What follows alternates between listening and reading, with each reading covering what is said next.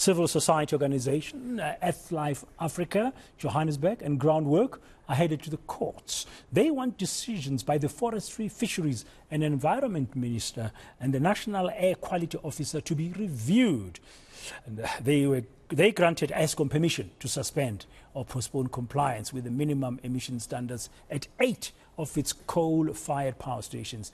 That's in effect until 2030 for 5 power stations, which were due to be retired between 2023 and 2027.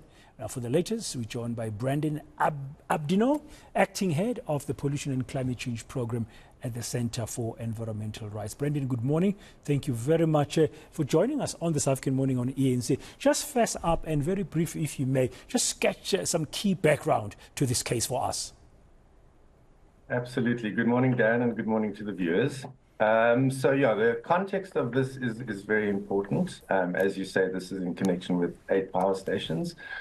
And it's also worth bearing in mind that at this point in time, Eskom is applying for an exemption under the National Environment Management Act for an additional 8 power stations. So we approach this matter with a context of Eskom effectively flouting these guardrails, if you like, these minimum emission standards for a long period of time. It's been an ongoing battle since effectively 2004, where the very hard-won safety aspects of these minimum emission standards came into being.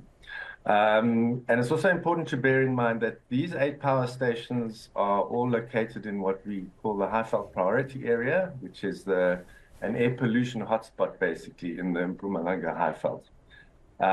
We have experts' reports that show that up to 6 people a day are dying as a result of this air pollution. That's sort of over 2,200 per year.